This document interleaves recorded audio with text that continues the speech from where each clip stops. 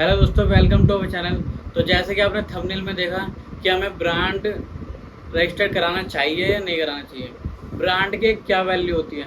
अगर आप कोई ब्रांड अपना रजिस्टर कराते हैं तो आपकी एक गुडविल बनती है जो कि लॉन्ग टर्म आपको फ़ायदे देती है। अगर आप ब्रांड नेम नहीं रजिस्टर कराते तो वो आपको टेम्परेरी तो आप सेल कर सकते हैं, पर इन फ्यूचर में जाकर आपको प्रॉब्लम होती है। तो आज हम यही समझते हैं, ब्रांड के ऊपर कंप्लीट समझाऊंगा कि ब्रांड की वैल्यू क्या होती है और एक ब्रांड रजिस्टर होता कैसे है, क्यों है। तो आप किसी भी प्लेटफॉर्म पे सेल करते हैं, यहाँ तक कि ऑफलाइन भी सेल करते हैं। ऑनलाइन सेल करते हैं या ऑफलाइन सेल करते हैं, फ्लिपकार्ट पे, अमेजोन पे, या ऑफलाइन कोई शॉप भी है आपकी। अगर आपका ब्रांड रहेगा तो वो लोगों को ज़्यादा याद रहता है। जैसे कोई भी अपनी शॉप खोलता है, कोई नाम नहीं डालता है या कुछ भी ABC लिख देता है, रैंडमली नाम किसी का कॉपी कर लेता है। तो आप वो ना करके अगर आप एक ब्रांड बनाएंगे, अपना यूनिक नेम रखेंगे जो कि कहीं पर भी नहीं होगा, नाम आपका होगा, तो इन फ्यूचर अगर आपका आइटम अच्छा है, लोगों में आपकी अवेयरनेस बढ़ेगी, तो आपकी सेल बूस्ट होती है उससे, और आपका बिजनेस काफ़ी ग्रो करता है बड़े लेवल पर अगर आपका ब्रांड नेम है तो। क्योंकि लोग उसे सजेस्ट करते हैं कि डेल, नाइकी, रीबॉक, ये ब्रांड भी ऐसे ही बने। स्टार्टिंग में इन्होंने एक शॉप खोली छोटी मोटी, इनको खुद नहीं पता होगा कि हाँ इतना बड़ा हमारा ब्रांड बन जाएगा, पर एक टाइम बाद बना। अगर वो भी अगर ऐसे लोकल नाम रखते तो शायद आज नाइकी ना होता या रीबॉक नाम होता। कि 3 तरीके से आइटम को अमेजोन, फ्लिपकार्ट ऑनलाइन सेल कर सकते हो, और लोकल में भी। हम लोकल को भी साथ लेके चलते हैं। लोकल में भी आप 3 तरीके से बेच सकते हो। पहला होता है ब्रांडेड आइटम। ब्रांडेड आइटम में क्या होता है, आप किसी ब्रांड से ऑथराइजेशन लेटर लेते हैं कि उसके बिहाफ पर आप उस आइटम को। ऑथराइजेशन लेटर में क्या होता है कि आप उस ब्रांड का आइटम सेल कर सकते हो। कंपनी से ब्रांड ऑथराइजेशन लेटर लेना पड़ता है, पहली कंडीशन होती है ये। जैसे कि नाइकी, रीबॉक, शूज़ आपने देखे होंगे, शोरूम काफ़ी खुले रहते हैं, या ऑनलाइन में रीबॉक के शूज़ बिकते हैं। तो वो कैसे बेचते हैं, पहले वो रीबॉक से ऑथराइजेशन लेटर लेते हैं, ऑनलाइन में भी और ऑफलाइन में भी। सेकंड ऑप्शन होता है, जैसे लोकल शॉप होती है आपके यहाँ पर, ऑफलाइन में कोई लोकल शॉप होती है, ABC नाम होता है उसका, कोई भी नाम, जैसे कि राशन वाला होता है आपके यहाँ पे, तो वो सेकंड ऑप्शन में आता है, जिसमें कि वो नॉर्मल होता है। ऐसे फ्लिपकार्ट, अमेजोन पे भी लोकल नाम क्या होता है, जेनरिक के नाम से बेचा जाता है। ये होता है सेकंड, उसमें आपको ब्रांड रजिस्टर नहीं कराना पड़ता। ऐसे आप रैंडम जेनरिक नाम से सेल कर सकते हो फ्लिपकार्ट, अमेजोन पर, ऑफलाइन पे भी, उसमें आपका कोई नाम नहीं होता। तीसरा ऑप्शन आता है ब्रांड। अगर आप अपने ब्रांड को रजिस्टर करा देते हैं, सपोज आपका नाम है कोई राहुल एंड सन्स, आपने वो ब्रांड रजिस्टर करा लिया, तो आप ऑफलाइन पे अगर कोई शॉप खोलते हो, आपने वहाँ नाम डाला राहुल एंड सन्स, तो वो दुकान उस नाम से फेमस रहेगी। वैसे ही ऑनलाइन में भी, अमेजोन, फ्लिपकार्ट में भी राहुल एंड सन के नाम से आपके आइटम सेल होंगे। अब आप उसमें कुछ भी बेच सकते हो, वो डिपेंड करता है आपने ब्रांड कौन सा आइटम के लिए लिया है, या बहुत सारे आइटमों के लिए भी ले सकते हो आप सेम नाम। तो 3 तरीके मैंने आपको बताए। एक होता है ब्रांड से आप सेल करते हैं, उसमें आपका नाम नहीं होगा, उस ब्रांड की वैल्यू बढ़ेगी, आप सारी मेहनत उस ब्रांड के लिए करेंगे। सेकंड होता है लोकल, उसमें आप कितनी भी मेहनत करेंगे उसमें आपको कुछ नहीं मिलना इन फ्यूचर, वो टेम्परेरी होती है सेल, उसके बाद आपका नाम भूल भी जाएंगे लोग। तीसरा होता है ब्रांड, जो कि आप मेहनत करोगे तो आपके ब्रांड की वैल्यू बढ़ेगी, उससे आपको उसका इन फ्यूचर फ़ायदा मिलेगा। अगर आप जितनी मेहनत करोगे उसकी वैल्यू बढ़ेगी, अवेयरनेस बढ़ेगी, लोग नाम से आपका आइटम मांगा करेंगे कि राहुल एंड सन्स का आइटम चाहिए मुझे। तो ऑनलाइन में भी और ऑफलाइन में भी दूसरे ब्रांड का यूज़ करेंगे, आपको उसमें मार्जिन भी कम मिलेगा, पर हाँ अपने ब्रांड में आपको मेहनत ज़्यादा करनी पड़ेगी, पर वो इन फ्यूचर अगर चल गया तो आपको बेनिफिट लॉन्ग टर्म वाला देगा और बहुत अच्छा फ़ायदा देगा आपको, और आपकी उसमें जो वैल्यू बढ़ेगी वो किसी भी दूसरे ब्रांड आपको नहीं बढ़ाता जितनी उसमें वैल्यू बढ़ेगी। अब आता है पॉइंट, आप ब्रांड रजिस्टर करवाए कैसे।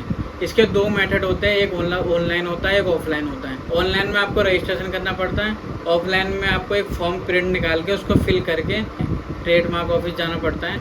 इसकी फ़ीस 4500 रुपये लगती है। अगर आपको ज़्यादा प्रॉब्लम आती है भरने में फॉर्म, वैसे तो काफ़ी ईजी है, अगर आपको फिर भी ज़्यादा प्रॉब्लम आती है तो आप किसी CA या एडवोकेट से भी फॉर्म भरवा सकते हैं, उसके थ्रू सब कुछ हो जाता है। अगर आपके 4500 उसकी फ़ीस है, पर वो शायद आपसे ज़्यादा चार्ज करे, 8000, मतलब 2-3,000 वो अपने कमीशन लेगा एक्स्ट्रा, क्योंकि 4500 तो फिक्स है, वो गवर्नमेंट चार्जेस लेंगे। तो आपको 7 to 8,000 में पड़ जाएगा ब्रांड रजिस्टर। आप पहले तो ब्रांड सोचिए, अपना नाम यूनिक। अगर आप यूनिक सोचेंगे तो बेनिफिट देगा, क्योंकि वो ज़्यादा जल्दी याद आएगा लोगों को। आप कोई ऐसा नाम सोचिए जो ईजी हो बोलने में और लोगो को याद रहें। अपना पहले नाम सोच लीजिए, लोगो डिसाइड कर लीजिए, उसके बाद आप रजिस्टर करिए। अब रजिस्टर कैसे कर, तो चलिए चलते हैं हमारी स्क्रीन पर। आपको यहाँ पर सर्च करना होगा IP इंडिया। आप IP इंडिया जैसे सर्च करेंगे तो एक वेबसाइट ओपन होगी, आपको इसको ओपन करना है। तो सबसे पहले जैसे कि मैंने आपको बताया कि आपको पहले अपना ब्रांड सर्च करना है, तो आप इस वाले ऑप्शन में जाएंगे और यहाँ पर सर्च करेंगे आपने जो भी ब्रांड नेम सोचा है। सपोज आपने फुटवेयर के लिए आपको बेचना है, आपने फुट प्रिंट नाम सोचा। फुट प्रिंट की कैटेगरी क्या है, यहाँ पर आपको क्लास डालनी पड़ेगी। अब क्लास क्या होती है, ट्रेडमार्क में हर आइटम को एक कैटेगरी दी गई है, वो ढूंढने के लिए आप क्लास डिटेल में सिलेक्ट करेंगे। अगर आपके पास जिस कैटेगरी का आइटम होगा वही आप सेल कर सकते हैं। सपोज आपको स्लीपर सेल करनी है, करेंगे स्लीपर, तो आपको बता देगा कि आपकी स्लीपर में कौन सी कैटेगरी है। तो देखिए आपको दिखा रहा है 25 कैटेगरी। अब 25 कैटेगरी के अंदर जो जो आइटम आते हैं वो सब आप सेल कर सकते हैं, पर वही आइटम आप सेल कर सकते हैं उस नाम से जो इस कैटेगरी में आ रहा होगा। अब सपोज देखिए इसमें active pressure sleeper 10 number category में है, जबकि आप अप्लाई करेंगे 25। तो अगर आपको एक्टिव प्रेशर भी बेचना है तो आपको 10 नंबर भी अप्लाई करना पड़ेगा अलग से।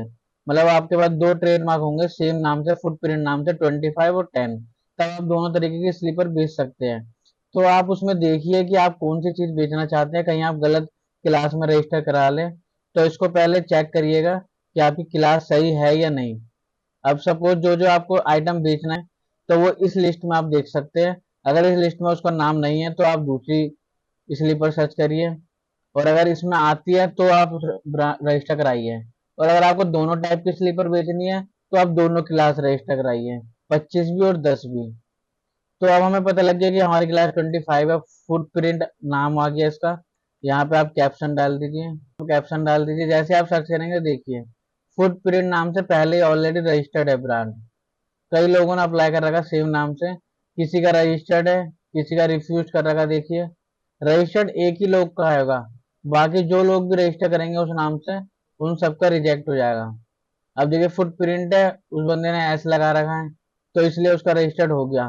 पर आप वैसा नाम मत लीजिए जो सिमिलर हो दूसरे से, तो आप ऐसा यूनिक नाम सोचिए जो अलग हो, ताकि ब्रांड रजिस्टर इजी हो जाए आपके लिए और आपको नाम इन फ्यूचर मिल जाए।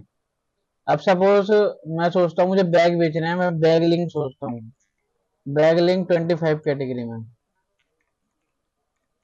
मैं सर्च करता हूँ तो देखिए नहीं है नाम, तो आप इस नाम को यूज कर सकते हैं जो नहीं हो।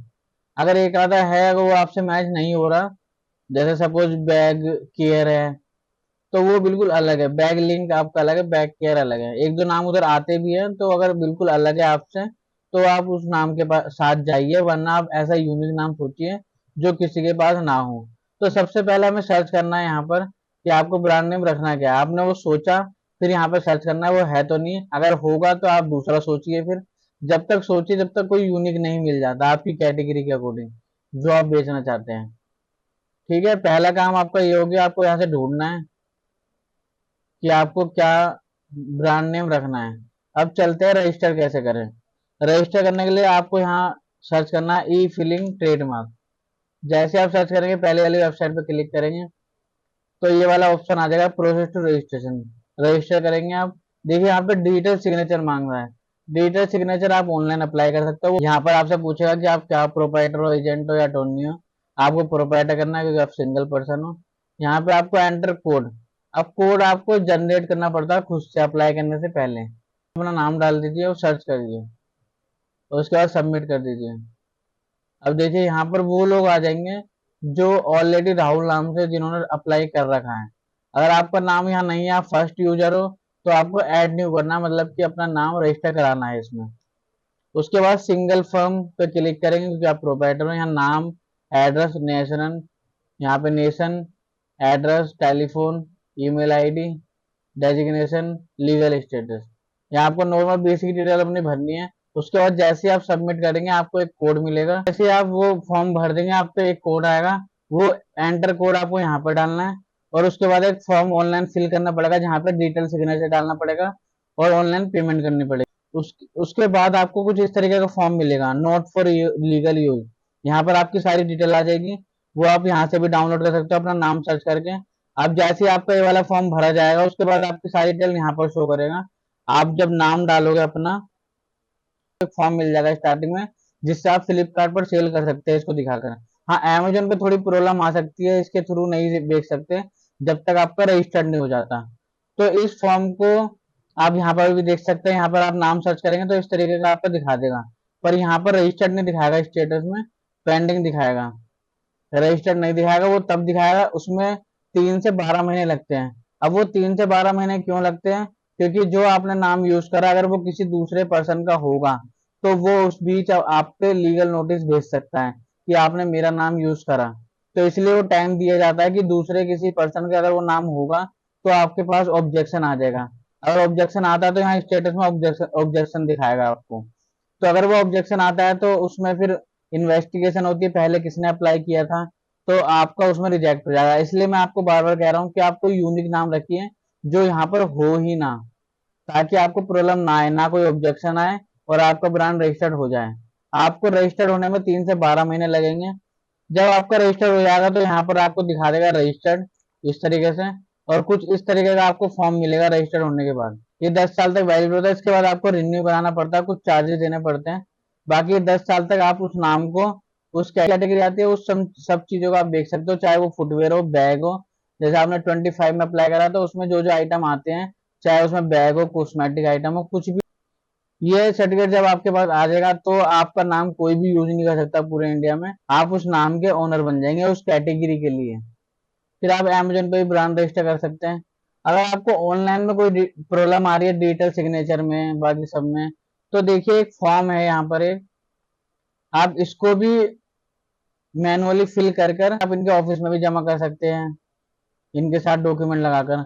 अभी भरा कैसे जाएगा, नेचर ऑफ द एप्लीकेशन, देखिए यहाँ पर सब कुछ दिया हुआ है पहले से। यहाँ स्टैंडर्ड ट्रेडमार्क आपको डालना है, नीचे पॉइंट दे रखा है 1 2 3 4। फॉर्म भरना को ज्यादा डिफिकल्ट नहीं है, आप पॉइंट लिखेंगे standard trademark. Whether application field as, आपको यहाँ पर फीस डालनी पड़ेगी 4,500 रुपये। एप्लीकेंट का नाम डालना पड़ेगा, यहाँ पर नाम आएगा। ट्रेडिंग एज, क्या आइटम आप बेचोगे, उसका एड्रेस आपका। ट्रेड एज सर्विस, ये आप एन नहीं कर सकते हो क्योंकि आपने एड्रेस पूरा पहले डाल दिया। Mobile number, email, name of the applicant, आपका नाम आएगा। एप्लीकेशन एजेंट अगर कोई है तो नहीं है तो एन ए कर दीजिए आप। ट्रेडमार्क यहाँ पर डाल दीजिए, कैटेगरी ऑफ मार्क, जो भी आप 25 कैटेगरी जो भी आप डाल लें। यहाँ पे आप लैंग्वेज डाल सकते हैं। तो ये बेसिक फॉर्म है, आप इसे फिल करके मैनुअली पेन से, और इसको भी आप जमा कर सकते हैं डॉक्यूमेंट लगाकर। तो आप 2-3 हजार एक्स्ट्रा देकर किसी सीए या लॉयर से भी करा सकते हैं। यहाँ आपके 4,500 लगते हैं, वहां पे आपको 7,000 से 8,000 देने पड़ सकते हैं, और डिपेंड ऑन सीए और एडवोकेट के ऊपर है कि वो कम चार्जेस में भी कर दें। तो उनकी जो कमीशन है नॉर्मली 2-3 हजार रुपये वो आपसे चार्ज करेंगे, और आपका ब्रांड रजिस्टर हो जाएगा। अप्लाई करने के कुछ दिनों बाद ही आपको पहले फॉर्म मिल जाएगा जो मैंने आपको दिखाया, उसके थ्रू आप फ्लिपकार्ट पर सेल कर सकते हैं। उसके बाद 3 से 12 महीने आपको वेट करना पड़ेगा रजिस्टर्ड होने का। पूरा प्रोसेस बता दिया, ऑफलाइन भी ऑनलाइन भी, ज्यादा डिफिकल्ट नहीं है। अगर आपको प्रॉब्लम आती है तो आप सीए भी करा सकते हैं। ऐसी और वीडियो देखने के लिए आप हमारे चैनल को सब्सक्राइब कर सकते हैं और लाइक कर सकते हैं।